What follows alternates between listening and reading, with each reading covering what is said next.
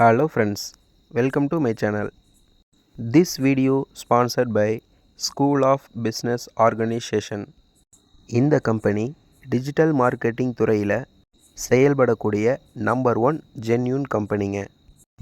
இந்த கம்பெனியில் நீங்கள் ஜாயின் பண்ணணும் அல்லது மேலும் தகவல் ஏதாவது தெரிஞ்சுக்க விரும்புனீங்கன்னா டிஸ்பிளேயில் தெரிகிற வாட்ஸ்அப் நம்பருக்கு உங்கள் நேமும் குவாலிஃபிகேஷனும் சென்ட் பண்ணுங்கள். உங்களுக்கு தேவையான டீட்டெயில்ஸ் சென்ட் பண்ணுவாங்க. மேலும் டிஸ்கிரிப்ஷன்லேயும் நம்பர் கொடுத்துருக்கேன். இந்த அரிய வாய்ப்பை மிஸ் பண்ணிடாதீங்க. தேங்க்யூ. ஸ்கிப் பண்ணாதீங்க. பெரிய தப்பு. தினம் 300 ரூபாய் சம்பாதிக்க அரிய வாய்ப்பு. இன்ஸ்டாகிராம், ஃபேஸ்புக் பயன்படுத்த தெரிந்தால் போதும். Content post and content publishing மூலமா தினம் 300 ரூபாய் சம்பாதிக்கலாம். இந்த வேலை செய்ய 5 நிமிடம் போதும். Work training support, group communication support, all language customer live chat support, முக்கியமா சொந்தமா ஒரு பிசினஸ் ஸ்டார்ட் பண்ற அளவுக்கு உங்களால கற்றுக்கொள்ளவும் முடியும், சம்பாதிக்கவும் முடியும். இந்த வேலை வாய்ப்பு வழங்குவது 5 வருடத்திற்கு மேல ரன் ஆகிட்டு இருக்க நம்ம தமிழ்நாட்டு company school of business organisation private limited. மேலும் விவரங்களுக்கு டிஸ்கிரிப்ஷன்ல கொடுத்திருக்க நம்பருக்கு வாட்ஸ்அப் பண்ணுங்க. ஹாய் ஃப்ரெண்ட்ஸ், இந்த வீடியோவில் என்ன பார்க்க போகிறோன்னா வேர்க்கடலை வச்சு ஒரு சேமியா ரெசிபி தாங்க டிஃப்ரெண்ட் ஸ்டைலில் பண்ண போகிறோம். வாங்க எப்படி பண்ணலாங்கிறத வீடியோக்குள்ளே பார்க்கலாம். ஃப்ரெண்ட்ஸ், ஒரு கடாயில் தேவையான அளவு எண்ணெய் சேர்த்துட்டு நம்ம சேமியாவை அதில் போட்டு இந்த மாதிரி நல்லா வறுத்தெடுத்துடலாம். அப்புறம் 2 கப் அளவு தண்ணி ஊற்றி நல்லா இந்த மாதிரி கிளறி விட்டுறலாம்.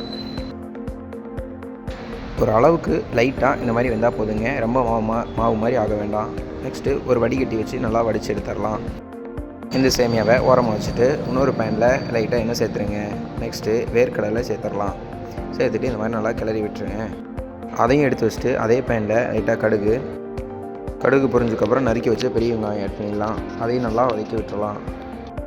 வெங்காயம் நல்லா வதங்கினதுக்கப்புறம் பச்சை மிளகா, கருவேப்பிலை சேர்த்து நல்லா இந்த மாதிரி கிளறி விட்டதுக்கப்புறம் பொடியாக நறுக்கி வச்ச கேரட்டு, உங்களுக்கு பச்சை பட்டாணி இருந்துச்சுன்னா அதை ஊற வச்சு ஆட் பண்ணிடலாம். இல்லைன்னா பச்சை பட்டாணி ஸ்கிப் பண்ணிடுங்க.